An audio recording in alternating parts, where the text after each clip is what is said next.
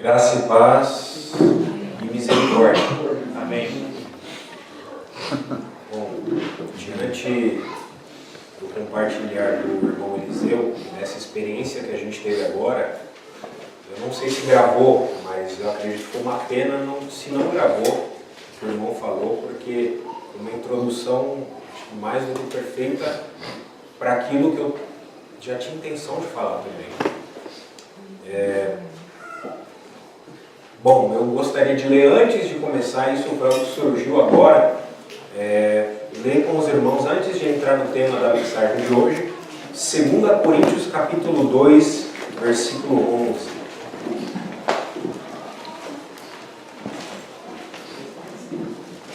Eu estou com a tradução da Bíblia de Jerusalém. Algum irmão que achar primeiro na revista de Almeida, 2 Coríntios capítulo 2, versículo 11. Primeiro que achar pode ler. Para que Satanás não alcance vantagem sobre nós, pois não lhe ignoramos o desígnio. Amém. Alguém pode ler mais uma vez, com mais força. A fim de que Satanás não tivesse vontade sobre nós, pois não ignoramos as suas intenções. Muito bom, outra versão. Essa aí foi a NVI, né? Muito bom. Aqui na minha versão está assim: a fim de que não sejamos iludidos por Satanás, pois não ignoramos as intenções dele. Então, de fato, tudo que o irmão Eliseu é verdade. O diabo age de uma maneira, muitas vezes, imperceptível nas nossas vidas. E ele não vai agir aparecendo para você com aquele chifre, aquele rabo, com tridente na mão. Ele vai fazer uma coisinha simples aqui, vai tocar outra ali, vai circundar você de situações para que quando você esteja fraco, ele possa dar o bote em você. Ele age assim, de maneira covarde. Covarde. Ele não vai atacar você diretamente, mas primeiro ele vai forjar muitas e muitas situações, às vezes coisas pequenas que a gente fala, mas isso não, isso é uma coisa normalzinha que acontece geralmente. Quando a gente vai perceber, nós estamos já com a cabeça cheia, nós já estamos, perdemos o controle da situação, ficamos muitas vezes irados por esse conjunto de pequenas coisas que acontecem, e aí sim ele dá o bote nas situações. Eu confesso aos irmãos que ontem e hoje eu senti uma pressão sobre mim. Eu tentei, à primeira vista, também ignorar isso, como se fosse algo que não fosse nada, né? Acredito que outros irmãos também sentiram isso, conforme foi falado. Por isso, irmãos, nós que ministramos a palavra a vocês, com a ajuda do Senhor, claro, nossa intenção é que o Senhor fale e que vocês não olhem para nós. Nós somos instrumentos, mas a glória é toda do Senhor. Amém. Nós precisamos de oração. Tem muitas coisas que precisam de oração. Inclua essa também. Nós também necessitamos da oração dos irmãos. Amém. Porque nós precisamos ser limpos canais. Amém. Para que a palavra de Deus possa fluir por meio de nós. Então nós não ignoramos os desígnios de Satanás. Irmãos, aqui eu não sei quantas pessoas tem aqui agora, mas eu tenho a plena consciência de que nessa noite a palavra está sendo falada, não apenas para vocês que estão aqui. Os anjos também contemplam aquilo que a igreja fala e faz. Então a igreja é um espetáculo, é como um teatro para eles. Eles olham aquilo e por conta do nosso procedimento, muitas vezes nós julgamos os anjos. Eles são julgados muitas vezes pelo nosso procedimento. E principalmente os anjos rebeldes, eles sim são humilhados com isso. Os anjos que se rebelaram contra o Senhor. E, bom, o que isso tem a ver com o Sermão do Monte? Eu queria dizer para você, tem tudo a ver. No primeiro dia nós escutamos, né, foi maravilhoso, que o Sermão do Monte é o segredo da felicidade. Eu digo sim e amém para isso. No segundo dia, ontem, foi falado que o Sermão do Monte era a constituição e caráter do reino. Eu também digo sim e amém para isso. Mas tem mais uma coisa que eu gostaria de acrescentar sobre o Sermão do Monte. O Sermão do Monte é um treinamento para a guerra. Amém. O Sermão do Monte é uma preparação para a batalha espiritual. Com base em que você fala isso? Com base em tudo que circunda o Sermão do Monte. Se você olhar o capítulo anterior do Sermão do Monte, capítulo 4 do Evangelho de Mateus, a primeira coisa que acontece, já foi falado aqui, é a tentação de Jesus. Tentação de Jesus. Olha só que interessante. Jesus jejuou por quantos dias? 40 dias. O diabo ele atacou Jesus no primeiro dia do jejum? Não. No segundo? No 10º? Ele esperou ele ficar bem fraquinho. Ele esperou ele ficar já no limite. E aí sim ele apareceu e falou. E olha só, falar, se és filho de Deus, transforma essas pedras em pães.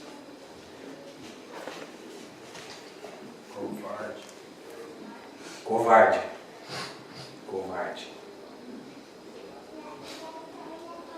Logo em diante, a tentação de Jesus, e por Jesus ser Deus, não foi fácil porque ele estava ali como filho do homem.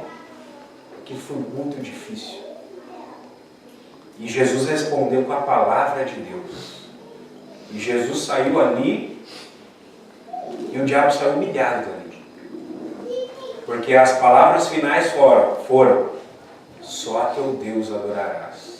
Só a Ele prestarás culto. Amém. Só Ele é digno de adoração. Amém. Irmãos, a batalha que circunda todo esse universo é por conta de uma questão: a adoração. Quem deve ser adorado? Eu respondo: quem é digno de ser adorado. Amém. Só quem é digno de adorado merece adoração. Alguém que usurpa, que engana, que é covarde, merece adoração? Não merece adoração.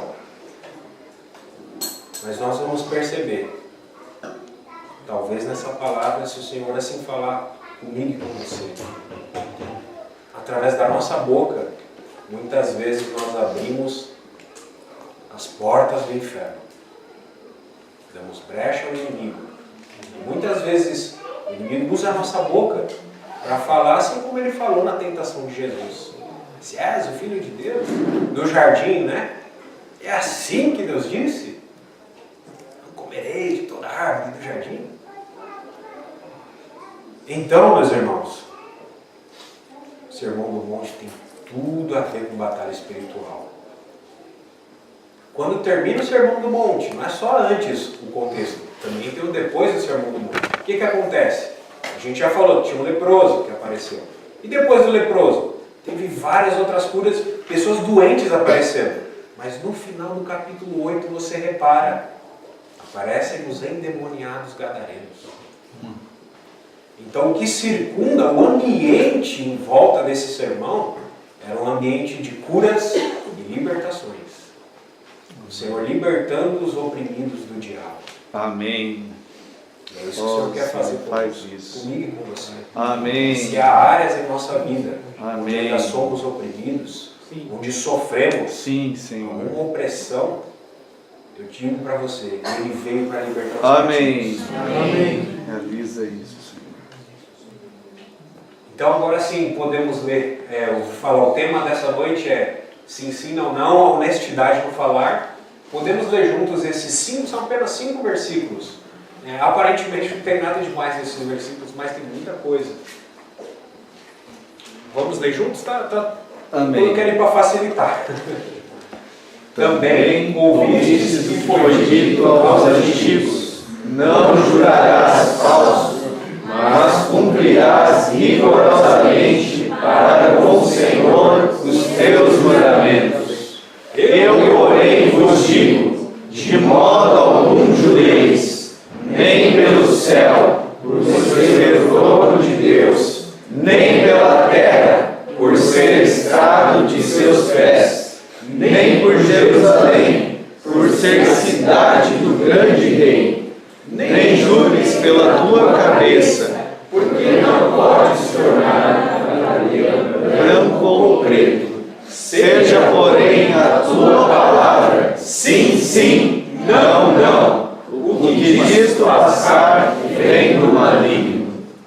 Pode deixar nesse slide aí.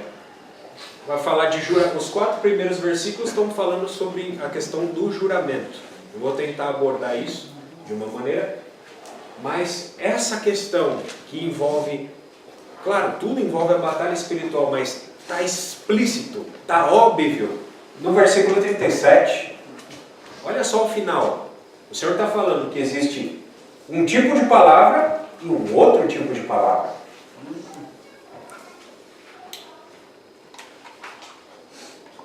A palavra que pode sair das tuas bocas pode ser sim, sim, não, não. Como também a tua palavra pode ser algo além disso. E esse, além disso, são palavras de Satanás. São palavras que vêm do maligno. No original, no literal, é de dentro do mal.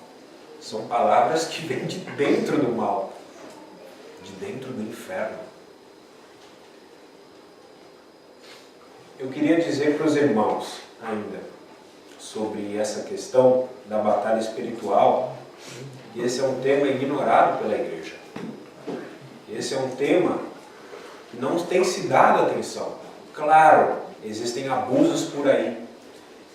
Geralmente quando se fala desse tema, logo você associa a esses charlatões, a esses mercadores da fé, que fazem falsas expulsões de demônios, com atores. Isso já foi comprovado. Eu mostraria fáceis para vocês se eu tivesse tempo.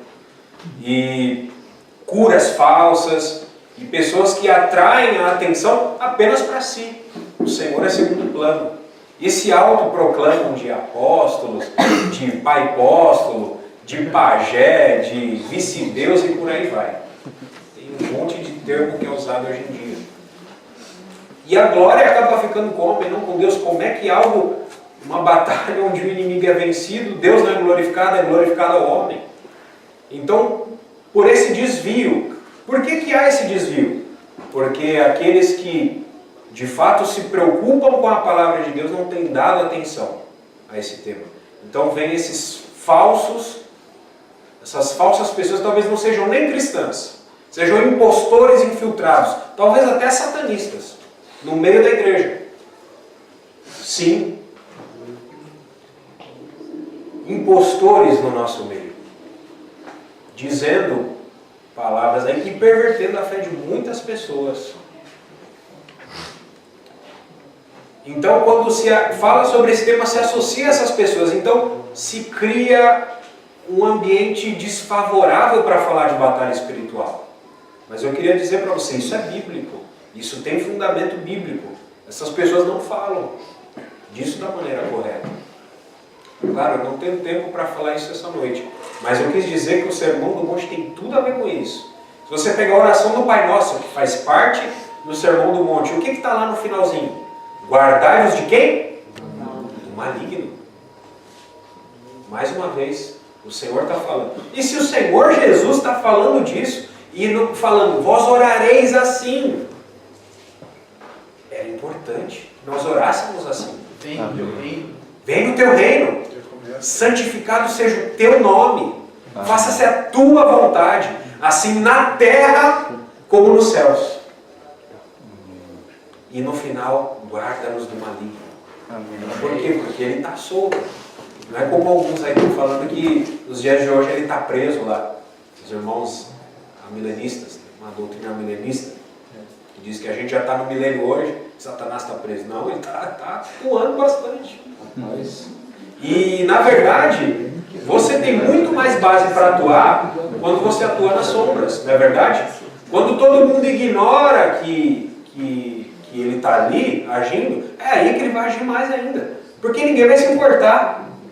E para falar a verdade, ele fez isso de propósito. Ele se esconde em tudo, de maneira que hoje parecem imperceptíveis as ações dele.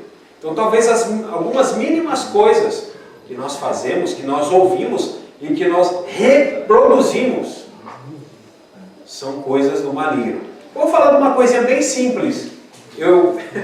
É engraçado porque eu estava escutando, vindo para cá, Na sexta-feira eu fui entregar um pedido a um cliente, né? E eu fui colocar uns hinos para ouvir, mas você acaba colocando na rádio antes, o rádio já liga direto na rádio, está passando algumas músicas, né? As músicas. Aí eu falei, poxa, deixa eu dar uma prestada na atenção para ver o que está falando, né?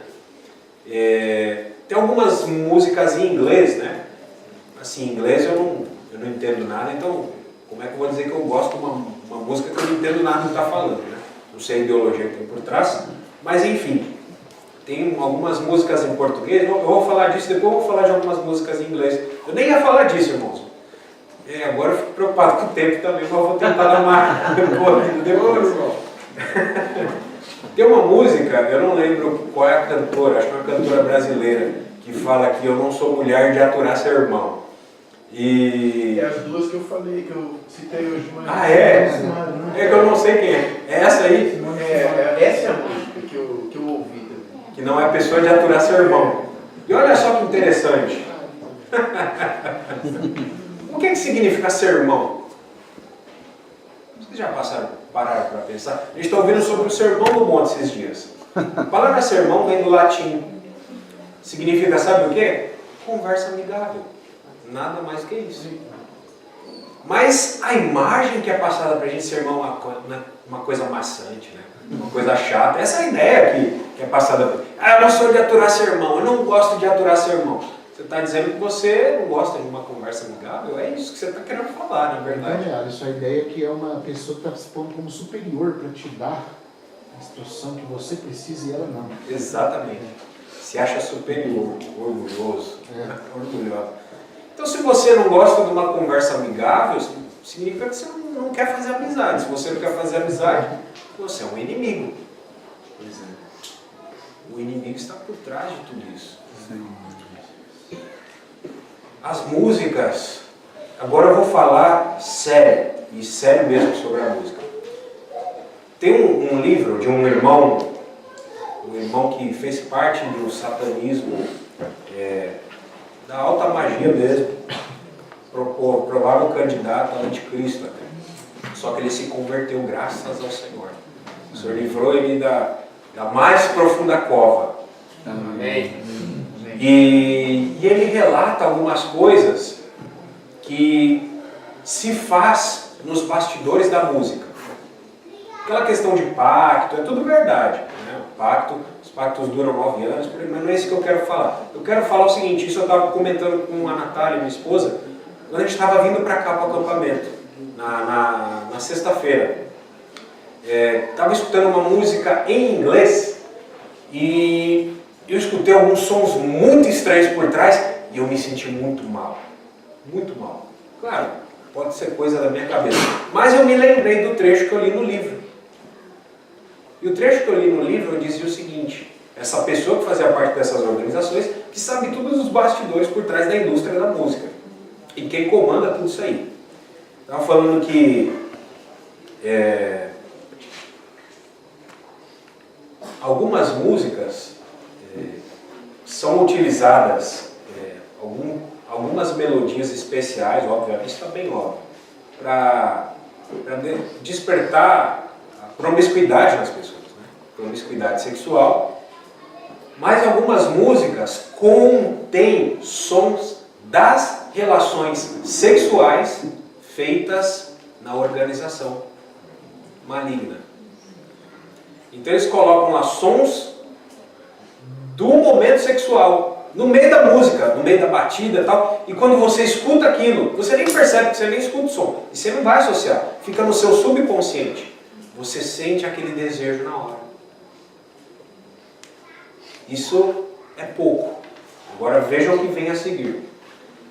Além disso, algumas músicas você sente uma opressão totalmente maligna, você sente uma angústia, como se algo tivesse no seu pescoço.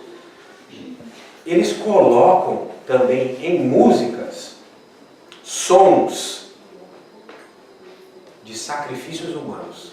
Enquanto estão fazendo sacrifícios humanos, fica aquele som da respiração entrecortada da pessoa que está agonizando na hora do sacrifício.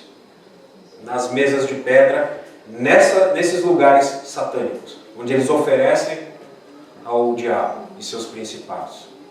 Isso tudo é sério demais. É sério demais. Isso está incutido nas músicas. Então, uma simples linguagem, às vezes, da musiquinha, não sou de aturar sermão, né? Ele está falando que você não é de aturar isso aqui. Ou seja, você é alguém igual a eles. Pode passar, por favor. Como chama seu irmão? O Daniel Mastral. Essa é uma frase de um dos maiores bilionários do mundo, né? Isso está relacionado à honestidade no falar, não necessariamente ao que eu estou falando agora. É uma frase interessante. Honestidade é um presente muito caro. Não espere isso de pessoas baratas. Pode passar. Eu estava falando de ser igual e eu quero relembrar o que a irmã Jéssica falou hoje à tarde. A frase do Spurgeon. Né? Que a gente só vai conquistar o mundo se a gente for diferente, não pela igualdade. Isso é um fato. Mas eu queria dizer além. Qual a pior coisa que uma assembleia, um grupo de irmãos pode escutar? Das pessoas do mundo ou dos próprios cristãos? É o seguinte: vocês são iguais ao mundo. Vocês são iguais. Nossa, irmão, aquele show gospel que teve na sua igreja, com gelo seco, com luzes coloridas, com gente dando estrelinha e mortal carpado. Não, vocês estavam igual ao mundo naquele show. Olha, quando não dizem assim, né, isso pior que o mundo. Pior que o mundo. Coisas que já ouvi. Aquela balada gospel promovida para atrair as pessoas do mundo. Vocês estão sendo igual ao mundo. O inferninho gospel, até isso existe hoje. O hotel gospel. Existe isso, irmãos. A pior coisa que uma igreja pode ouvir como assembleia: vocês são iguais. Quem são vocês para falar se vocês fazem iguais? A pior coisa é a igreja ouvir que nós hoje somos uma versão light do mundo, uma versão diferente do mundo. É a pior coisa. É um estado degenerativo total, de degradação total. E qual a pior coisa que nós podemos ouvir como cristãos, como indivíduos que fazem parte do reino de Deus, comprados por alto preço? Amém? É que vocês são iguais. Quando está alguém lá na tua escola, na tua faculdade, e fala para você: quem é você? Você não tem moral para falar sobre o que o outro está falando. Agora você quer dar uma de crente? Você é igual. Você fez isso também. Já falaram isso para você? Alguém já falou isso? Isso precisa nos sacudir. Como Eliseu falou, né? O sal sem sabor, ele só serve para ser pisado. Até quando a gente vai ficar sendo humilhado pelo mundo? Até quando sendo pisoteado sem ser uma pessoa de personalidade? Sim. Mas vou me expor um pouco. Quando eu fazia faculdade, estava na rodinha de uns amigos e eles me conhecem como Corroquel. Daí um falou: o Corroquel é o crente mais legal que eu já conheci na minha vida. Ele não fica enchendo. Ele fica dando sermão. Isso me incomodou muito. E isso de fato precisa nos incomodar. Amém. A volta do Senhor está muito próxima. Amém. Os dias se abreviam. Já é hora de fato nós despertarmos do sono, se porventura nós tivermos dormido. Não esperemos catástrofes a começarem a acontecer para voltarmos de fato ao Senhor. Amém. Não esperemos que a desgraça venha sobre o mundo de uma maneira avassaladora como jamais aconteceu, para nós pensarmos: quanto tempo eu perdi, porque eu não aproveitei aquela reunião daquele acampamento.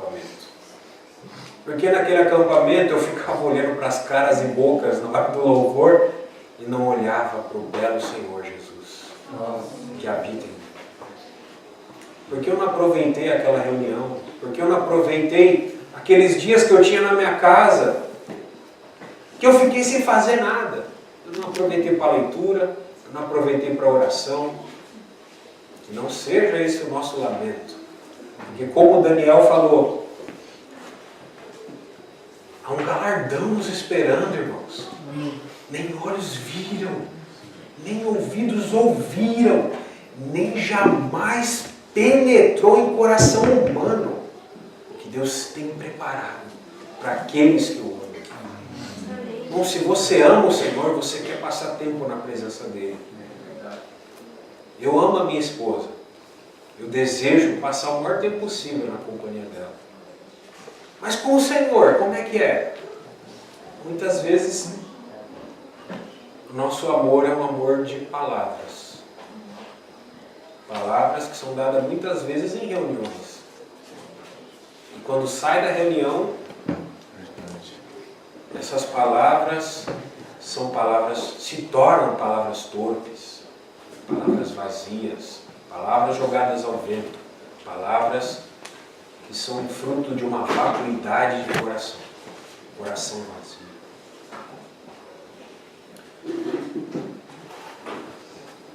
Deixa eu avançar. Ainda tem tudo a ver. O versículo-chave que alguns eruditos dizem sobre o Sermão do Monte é Mateus 6,8. Olha que interessante. Não vos assemelheis, pois, a eles. Simples. Não vos assemelheis, pois, a eles. Ou seja, não sejam iguais a eles. A eles quem? Então, no Sermão do Monte, o Senhor faz comparações entre os seus discípulos e as nações pagãs, gentios. Mas olha só que interessante, quando a gente pensa nas nações pagãs, a gente só pensa, aqueles caras que não sabiam nada da lei de Deus, aqueles caras que eram totalmente ignorantes. Não é bem assim.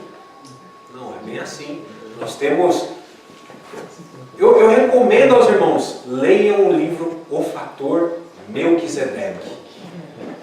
Vocês vão ver que Deus espalhou seu testemunho por todas as culturas do mundo. E que Deus não se limita jamais a uma nação. Deus não se limita a qualquer outra coisa. Deus, ele tem compromisso com a sua palavra. E Deus não se deixou sem testemunho. Então, nós temos... Vou citar alguns exemplos. Epimênides, entre os gregos. Nós temos muitos filósofos que, na sua busca interior, estavam buscando o Deus verdadeiro. Nós temos Melquisedeque, que é chamado de sacerdote do Deus Altíssimo. Eu acho que tem alguma coisa aqui. Sacerdote, voltou. Sacerdote, não voltou. Sacerdote do Deus Altíssimo, Melquisedeque foi chamado. E Abraão, aquele escolhido por Deus, para que dele saísse a nação de Israel, se dobrou a Melquisedeque e deu dízimo para ele. E Melquisedeque era um rei cananeu, sacerdote de El Elyon. El Elyon significa o Deus Altíssimo, que é o nosso Deus. Amém. É o mesmo Deus de Abraão. Então Melquisedeque, uma figura fora de Israel. Então nós não imaginemos que Deus vai jogar sua revelação apenas por um grupinho de pessoas e Deus vai se aceitar como um pobre coitado dependendo daqueles ali. Deus se revela a todos através de uma revelação geral. Mas Deus também tem uma revelação específica. Aí sim Deus se revela a um povo. E é isso que é interessante na palavra de Deus. Deus sempre chamou um povo para si mesmo.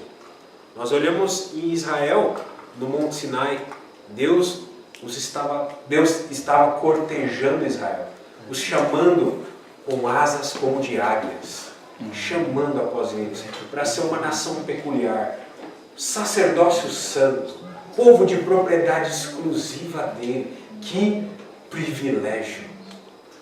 Mas Israel desprezou isso. E só uma tribo das 12 pôde ser sacerdote, a tribo de Levi, porque eles se consagraram ao Senhor. Então o que Deus quer é um povo consagrado. Eu digo para você, jovem e irmãos, nós precisamos, para esses dias que virão, de intensa e profunda batalha espiritual, de consagração. Amém. Sem consagração, nós podemos decair da fé, perder a boa consciência, naufragar na fé. Consagração. Amém. Então Deus comparou os seus discípulos às nações pagãs, mas Deus também comparou os discípulos aos religiosos judeus, aos escribas e fariseus. Daniel explicou bem quem eram os escribas. Os escribas eram pessoas de alta inteligência. Eles conheciam muito bem a lei de Deus. Claro, eles davam o jeitinho, vou dizer, o jeitinho brasileiro deles ali, embora eles eram povo judeu, eles davam o jeitinho brasileiro deles para cumprir a lei ali, para afrouxar a lei, na verdade, né? Que tornasse cumprível a eles. E nós também temos os fariseus, que tipificavam aqueles povo espiritual da época, que não podia não ter tanto entendimento assim, mas eles eram fanáticos. Então Deus nos compara a eles.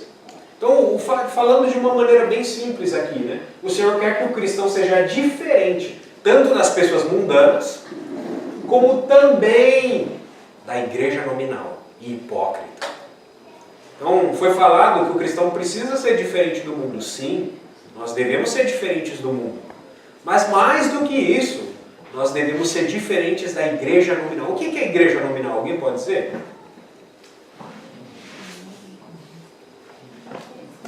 Igreja de nome. Só de nome. Denominação. Nominal. Ele é igreja de nome, mas não é de coração. Ele está lá na reunião, faz as coisas lá exteriormente, bula, sapateia, né? Faz unção do leão lá, faz unção do grilo, da gaivota, e tudo tem essas parafernálias no dia aí. Mas ele não é autêntico no coração.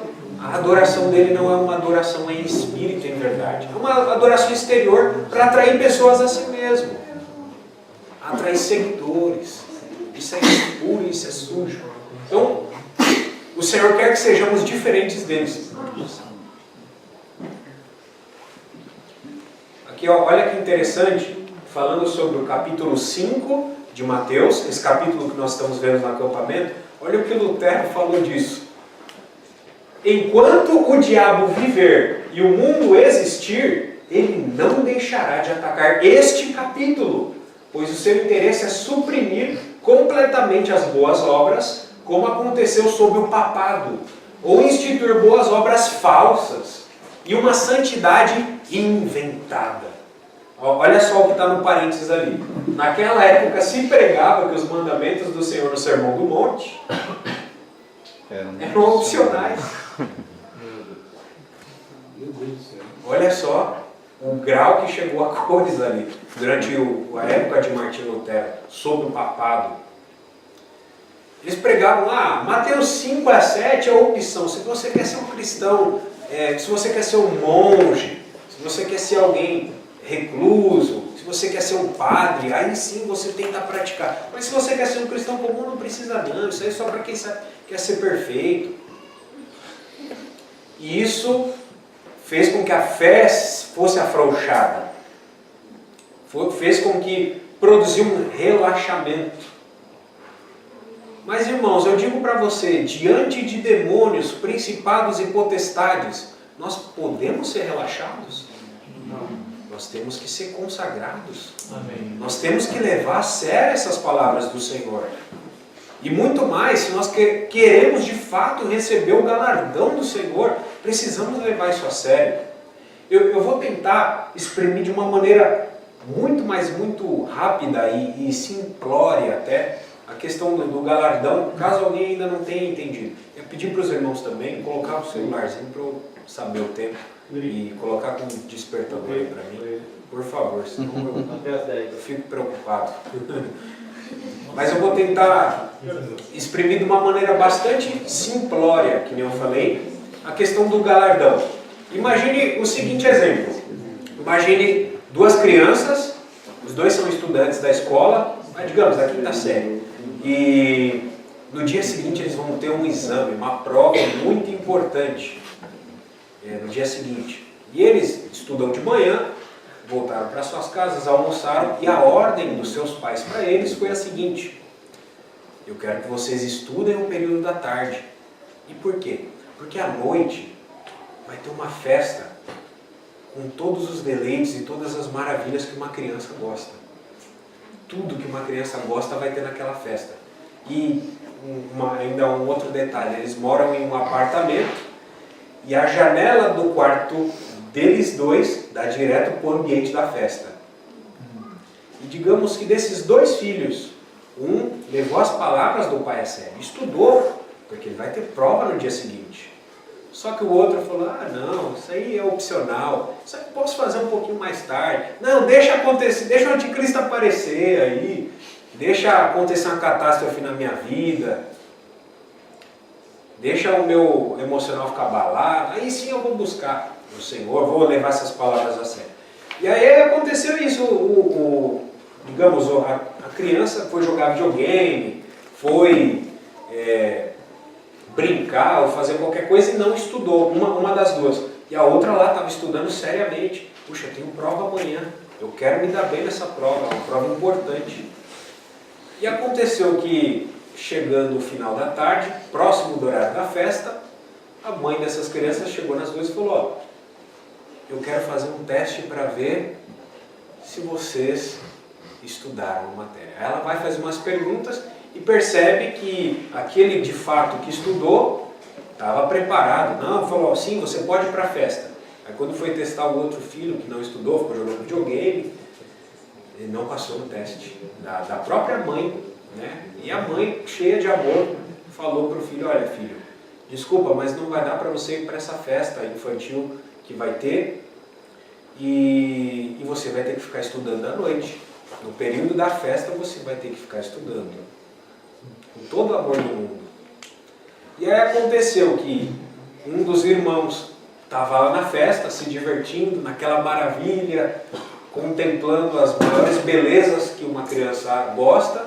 Enquanto isso, o outro filho estava estudando no seu quarto, de frente para a janela, e na janela ele via tudo o que estava acontecendo na festa, mas ele não podia participar da festa. E ele começou a chorar desesperadamente no seu quarto. Por que eu não estudei antes? Por que eu joguei videogame? Meu Deus, se eu soubesse que a festa ia ser assim tão boa, nem os meus olhos viram, nem os meus ouvidos ouviram o que ia ter nessa festa. Nem penetrou no meu coração. Eu não quis ouvir o Espírito. Eu não quis ouvir o Espírito Santo falando. E aí ela ficou lá do lado da janela observando aquela festa. Como eu disse, é uma alegoria muito simplória, sem detalhes, mas eu acho que fica fácil o entendimento para sintetizar o que vai ser esse galardão. Observe, os dois eram filhos. Os dois foram admoestados pela mãe de maneira amorosa. Mas um participou da festa, o outro não. O outro ficou vendo a festa e não podia entrar. Que agonia ele deve ter sentido. Essa foto aqui foi onde foi proferido o Sermão do Monte. É uma foto de Israel nos dias de hoje. É uma foto do lugar do Sermão do Monte. Você vê que parece aqui, né? O lugar que a gente estava lá de manhã. Você vê que não é tão montanha aqui. Eu até brinquei com o Jonatas no começo. Isso aqui parece o Monte Everest. Mas não era tão alto assim o lugar onde eles subiram, né? Até alguns comentaristas, pegando o texto de Lucas, dizem que era o sermão da planície.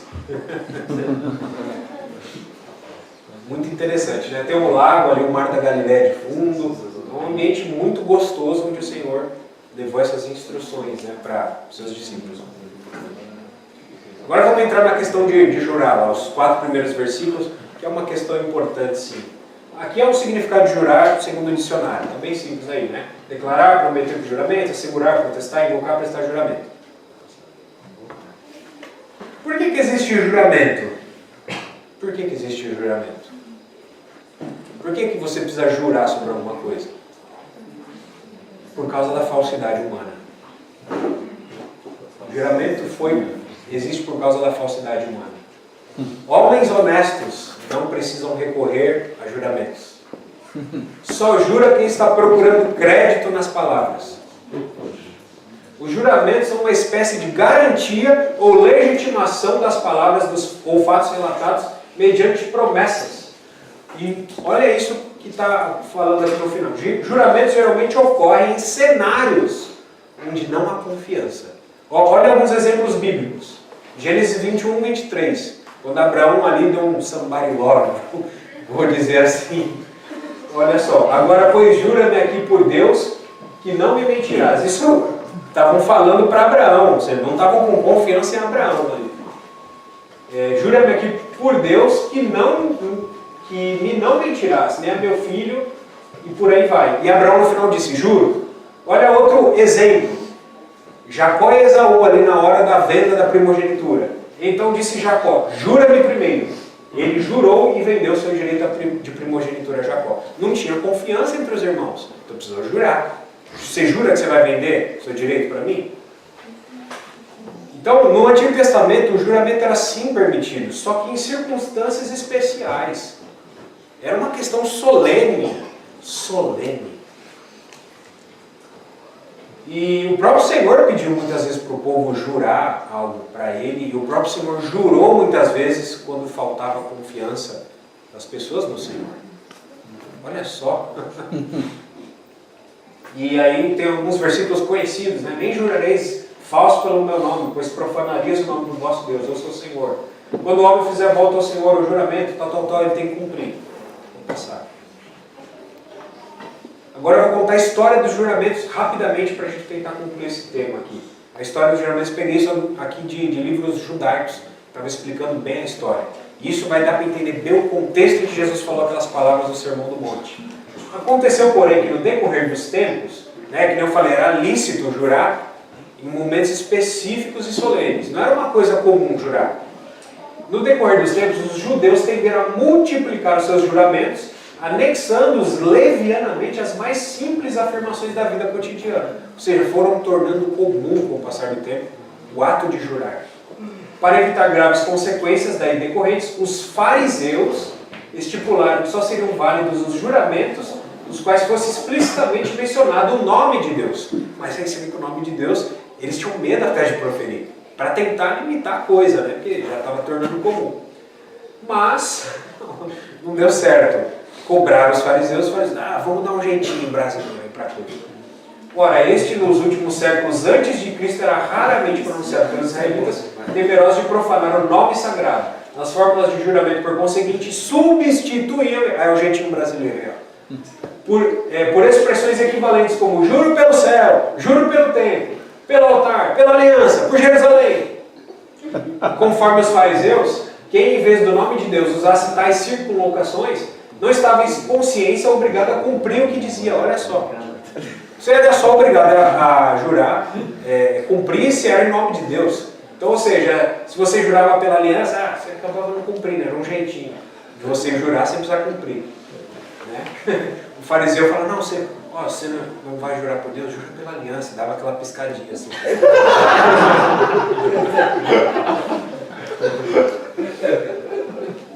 Então ninguém era obrigado a cumprir o que dizia. Com isso o juramento vinha a ser um meio de enganar o próximo. Olha só a perversão da coisa.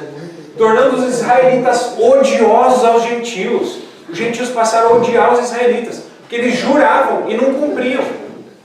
Se tornaram falsos no meio de nações. Ou seja, eles estavam ali para ser testemunho nas nações onde eles foram levados do cativeiro, mas eles lá eram tidos por mentirosos muitas vezes. Além do mais, os fariseus estipularam amplo catálogo de circunstâncias que podiam tornar nulo um juramento. Reservavam, porém, a si o direito de avaliar em cada uso as razões da respectiva nulidade. Com isso se lhes abria vasto campo para sutilezas, casuísticas e cavilações mais ou menos hediondas.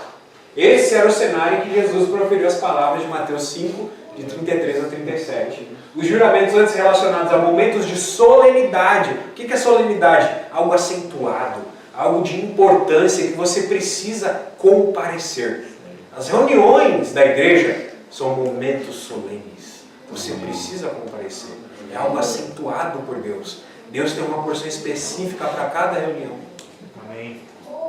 Se tornaram para o povo algo qualquer, a ponto de utilizarem abusivamente para ludibriar pessoas.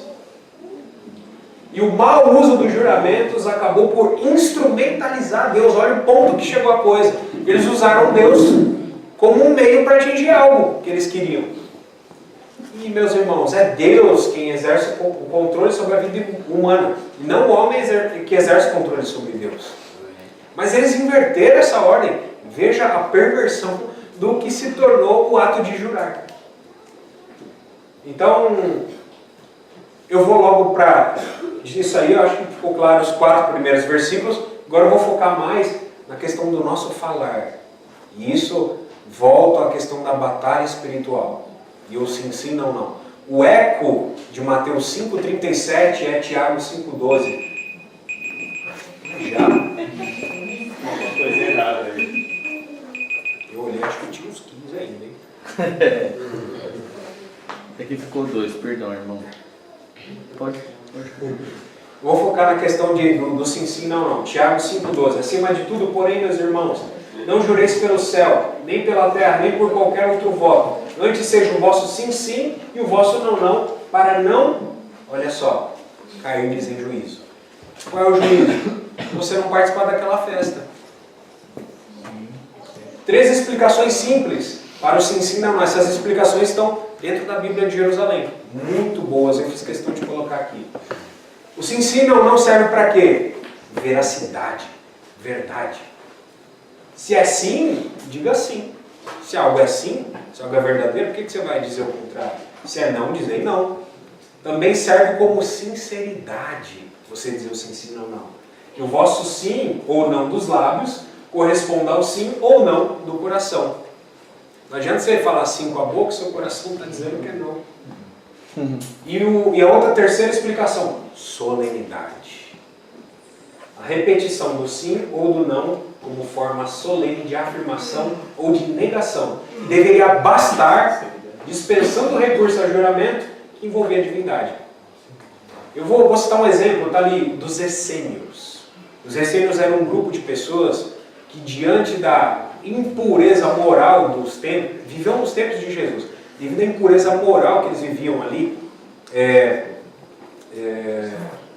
os escribas e fariseus, aquela coisa toda ali, eles decidiram viver à parte da sociedade, viviam em cavernas. E através deles, colocaram em vários jarros de barro escrituras que foram achadas em 1947, os chamados pergaminhos do Mar Morto. Mas o que eu quero chamar a atenção para os essênios era o seguinte: as palavras deles valiam mais do que juramentos. Quando um essênio falava uma coisa, você sabia que era verdade, você podia confiar. Meu irmão, minha irmã querida, será que as nossas palavras são de confiança? Quando nós falamos algo, será que as pessoas dão uma desconfiadinha? Nossa. Um outro exemplo envolvendo os juramentos, esse é muito interessante. Os jacobinos, na Revolução Francesa, em 1700 e por aí vai, instaram a cristãos lá na França que jurassem a nova Constituição revolucionária. Só que era interessante que nessa Constituição ali na França havia vários elementos que eram contrários à palavra de Deus. E nessa Constituição, o fato que aconteceu foi o seguinte: eles falaram, você jura a Constituição aí. Aqueles que não juraram foram martirizados, guilhotina, cortaram a cabeça deles. Aqueles que juraram essa Constituição revolucionária, e que era contra os princípios da palavra de Deus, se tornaram os líderes das igrejas na França. Crentes nominais. Pode passar. Os juramentos e a língua. Por que se jurou, que não falei? Porque não se tem confiança, falsidade. E esse abuso e essa leviandade no juramento tem total e íntima ligação com o mau uso da língua. E, irmãos, nós no Brasil usamos muito mal a nossa língua.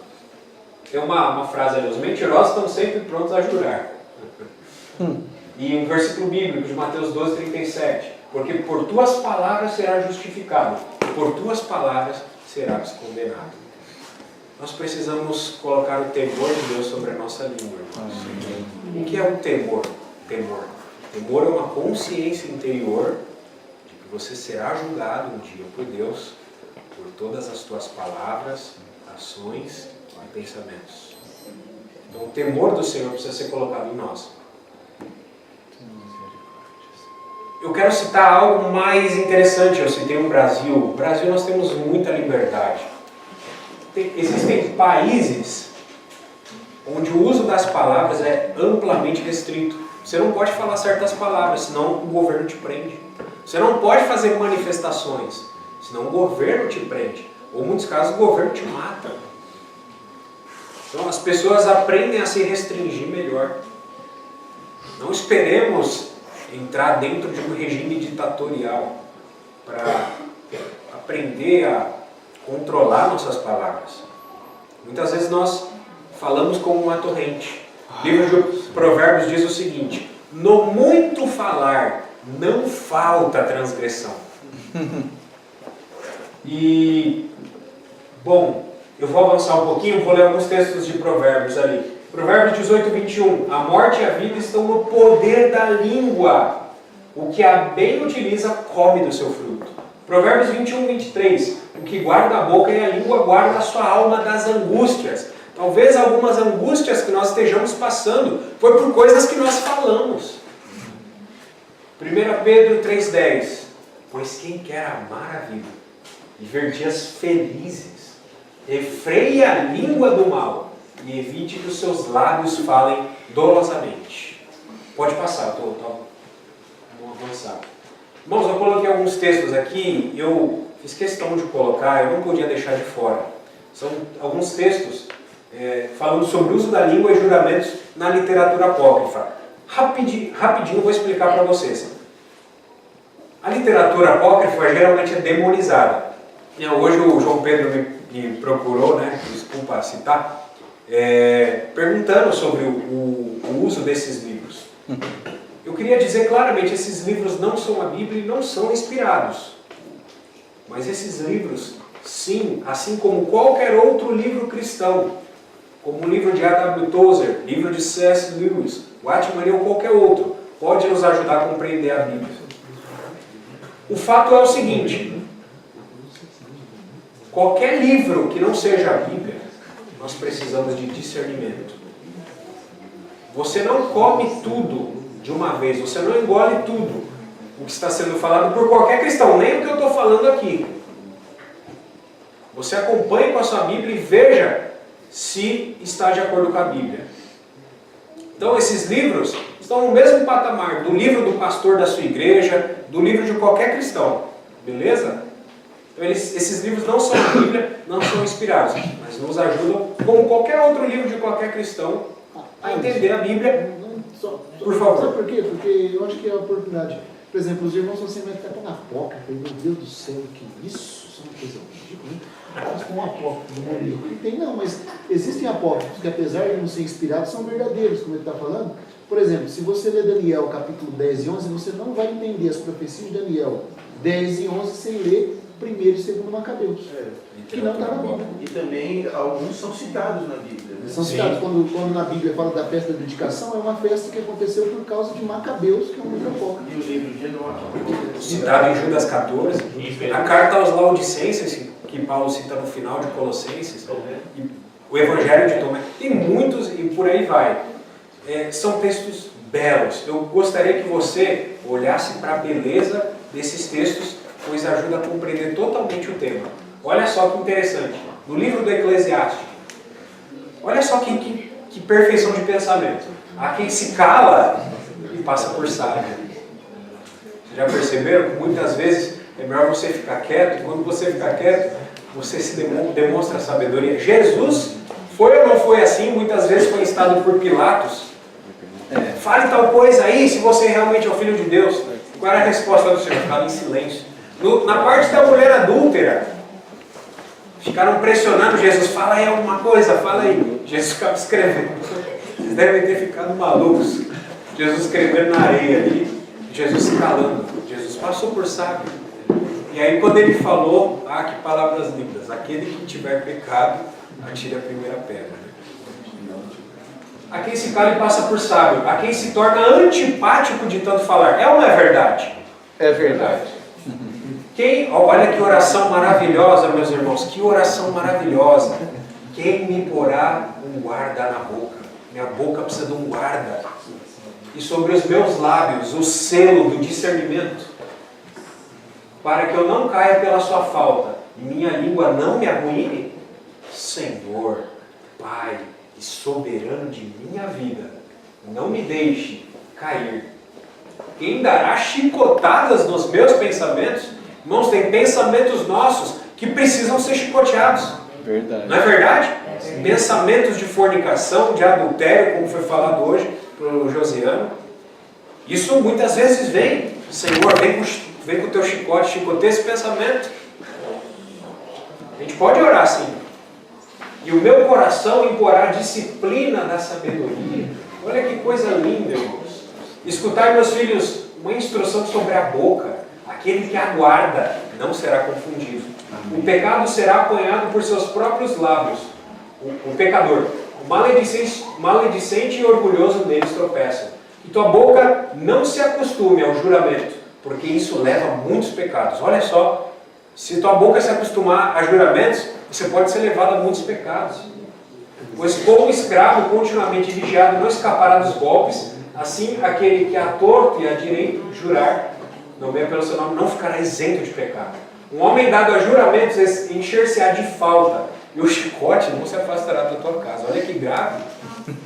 Se não cumprir o juramento, sua culpa recairá sobre ele, e se dissimular, pecará duplamente. Se jurar em vão, isso não justificará. Sua casa será cheia de castigos. Olha esse aqui. Quando se sacode a peneira, ficam os restos, como os defeitos do homem no seu falar. Sabedoria. O forno põe à prova as vasilhas de barro. A prova do homem está onde? No seu falar. O fruto mostra o cultivo da árvore. Assim a palavra do homem, os pensamentos do seu coração. A boca fala do que o coração está cheio. Não elogies a um homem antes de ele falar, porque esta é a pedra de toque. Está acabando já, viu, meus irmãos? Um golpe de chicote deixa a marca, mas um golpe de língua quebra os ossos. Meu Deus! Isso não é verdade, meus irmãos? Muitas vezes você entra numa discussão, às vezes marido e mulher está discutindo, ou amigo de escola, alguém que você preza muito, você entra numa discussão, e alguém vai dar um golpe de língua nele. Ah, você sente os ossos quebrando. Tem palavras que às vezes quando proferidas com outro numa discussão, você fica mal. Você sente que a atmosfera fica nebulosa, fica ruim. E que, como eu falei, a gente pode abrir as portas do inferno para a nossa casa, por meio das nossas palavras. Mais um pouquinho. Olha só o 21. A sua morte é morte dura. E o Seol, a ela é preferível. A ela quem? A língua. Está falando que o Seol é preferível à língua. Ela não tem poder sobre os justos. Estes não se queimarão em sua chama. Olha o que ele está introduzindo. Isso tem tudo a ver com a palavra. A sua língua pode fazer um incêndio. Eu vou pegar ali o finalzinho já. O princípio de toda obra é a palavra. Antes de qualquer empresa é preciso reflexão. A raiz do pensamento é o coração. Dele nascem 4 ramos: o bem e o mal, a vida e a morte. E o que os domina sempre é o quê? A língua. Pode passar. Agora, eu queria... Esse é um texto clássico sobre a língua. Eu estou aqui com 1 minuto e 41. Vamos ler junto e a gente já finaliza. Está aqui, é Tiago. Essa aqui está na versão revista atualizada de Almeida. Vamos ler juntos? Isso aqui é muito claro sobre o uso da língua. Vamos ler? Se alguém não tropeça no falar, é perfeito varão, capaz de refrear também todo o corpo. Ora, se pomos freio na boca os cavalos para nos obedecerem, também lhes dirigimos o corpo inteiro. Observai igualmente os navios, que sendo tão grandes e batidos de rijos ventos, por um pequeníssimo leme, são dirigidos para onde queira o impulso do timoneiro. Assim também a língua, pequeno órgão, se gaba de grandes coisas. Vede como uma fagulha põe em brasas tão grande céu. Ora, a língua é fogo, é mundo de iniquidade. A língua está situada entre os extremos de nosso corpo e contamina o corpo inteiro, e não só põe em chamas toda a carreira da existência humana, como também é posta ela mesma em chamas pelo inferno, pois toda espécie de feras, de aves, de répteis e de seres marinhos se domam e têm sido domados pelo gênero humano. A língua, porém, nenhum dos homens é capaz de domar. É mal incontido, carregado de veneno mortal. Com ela bendizemos ao Senhor e Pai. Também com ela amaldiçoamos os homens, feitos à semelhança de Deus. De uma só boca procede bênção e maldição. Meus irmãos, não é conveniente que essas coisas sejam assim. Acaso pode a fonte jorrar do mesmo lugar o que é doce e o que é amargoso? Acaso, meus irmãos, pode a figueira produzir azeitonas ou a videira figos? Tampouco fonte de água salgada pode dar água doce. Então, meus irmãos, não fiquemos de fora daquela festa maravilhosa. Amém.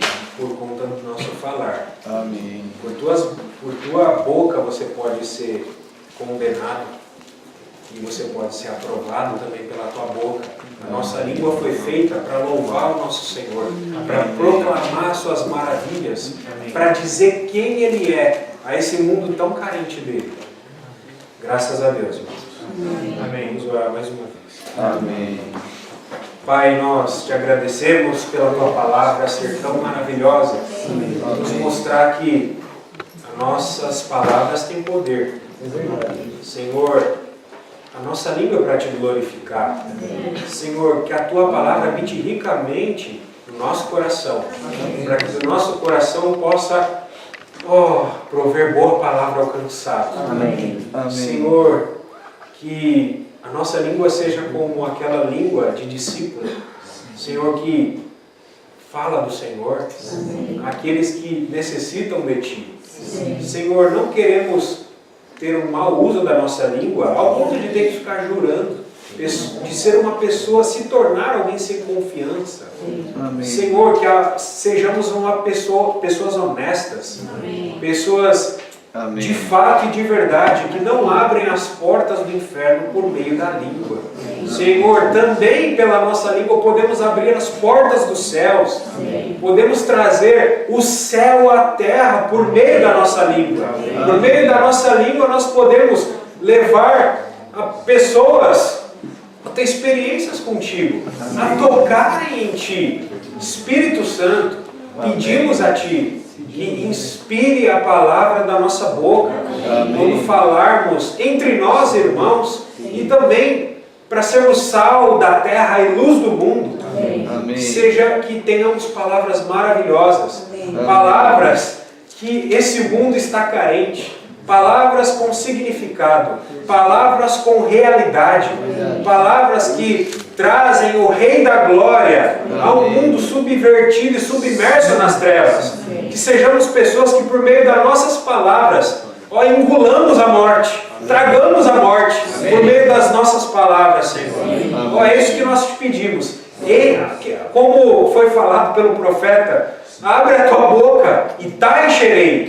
Enche a nossa boca com as tuas palavras, para que as pessoas olhem para nós e glorifiquem ao nosso Pai Celeste. Amém. No nome de Jesus. Amém.